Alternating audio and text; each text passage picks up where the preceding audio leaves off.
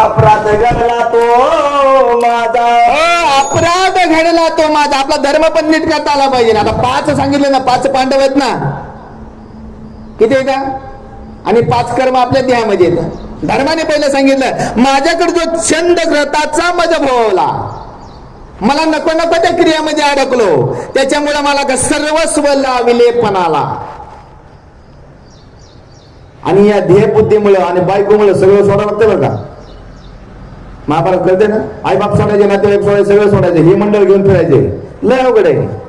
आणि धर्माने ते सांगितले. मग धर्म काय सांगतोय? अरे धर्मामध्ये राहता आलं पाहिजे. धर्माने आपल्याला नावं नाही ठेवले पाहिजे, समाजाने आपल्याला नावं नाही ठेवले पाहिजे, समाज धरून राहता आला पाहिजे, नाते गोते धरून राहता आले पाहिजे. पण त्याचं उलट झालं, तरी आता पापच भोगायचे. दुःख वाटते, खिन्नता आहे.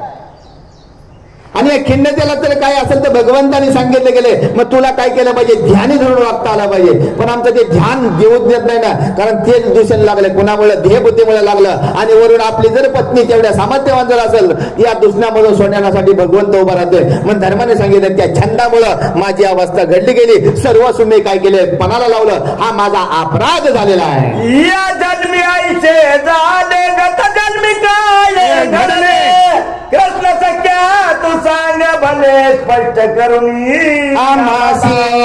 धर्माने सांगितलं, हे भगवंता, पूर्वी आता या जन्मामध्ये हे झालेले, पण पुढे काय होणार किंवा मागे काय झालं, गत जन्मी काय घडले, कृष्ण सखिया तू सांग भले.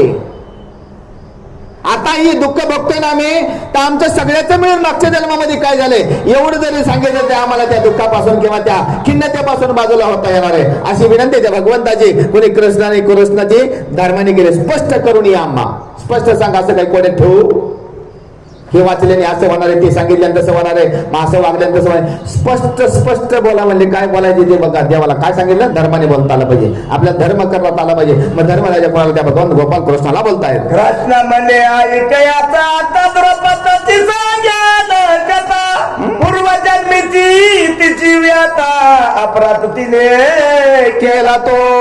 आता गोपाल कृष्णाने धर्माला कथा सांगायला चालू केली. ऐक म्हणले आता त्या द्रौपदीची कथा, पूर्व जन्मामध्ये काय तिने अपराध केलाय, याचा अनुसूत सांगतो मी तुला. चित्त देऊन ऐकायचे.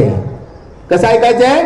चित्त देऊ का? धर्माने विचारलं, माझ्याही जन्माचा स्वतः, तेव्हा त्याच्या जन्माचं बाजूला ठेवलं आणि सदा भगवंत कोणाला सांगतो, द्रौपदीने काय केलेलं आहे, मागच्या जन्मामध्ये काय अपराध घडलाय, त्याची मी कथा सांगतो, ते ऐक. द्रौपदीला नवल वाटले, कृष्ण समोर सारे बैसले, या विराजा सांगू लागले, कर्मकथा पंचालाची.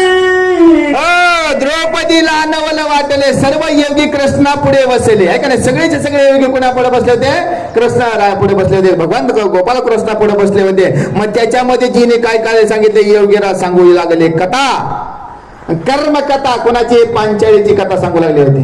आणि त्याच्यातच द्रौपदी होती. आणि सगळे योगी बसलेले असताना, जेव्हा श्रेष्ठ महान विद्वान बसलेले असताना आपण काय केले? तिथं लुडबुड केली ध्येयबुद्धीनं, है की नाही? ध्येयबुद्धी काय करते? लुडबुड करते. बघा सगळा ते जो माहोल निर्माण झाला असतो ना, त्याच्यावर विक्षेप आणण्यासाठी ही ध्येयबुद्धी काय करते?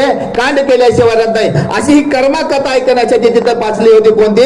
पांचाली गेली ती, म्हणजे द्रौपदीचंच नाव आहे ते. पुढे सांगितलं आणखी, मेधावी ऋषी संसारी, आश्रम होता नदी तिरी, कन्या उपजली त्याचे घरी, मेधावती नाव. हो, तिचे मेधावती ऋषी संसारी आहे का नाही? कुणा आश्रम होता नदी तिरी, त्याच्या पोटी ती काय झालेली?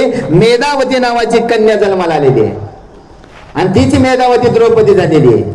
तीच पंचायती आहे. आणि तीच गोपालकृष्ण धर्मराजाला कथा सांगू लागले. मग याचे अपराध काय घडला होता, हिने काय केलं होतं मागच्या पूर्वी जन्मामध्ये, याचं कथन भगवंत कोणाला? त्या धर्माला किंवा त्या पांडवांना सर्वांना सांगू लागलेले आहेत. मेधावतीच्या बालपणी मात गेली, हे लोक सोडून, बाला मेधावती मुली.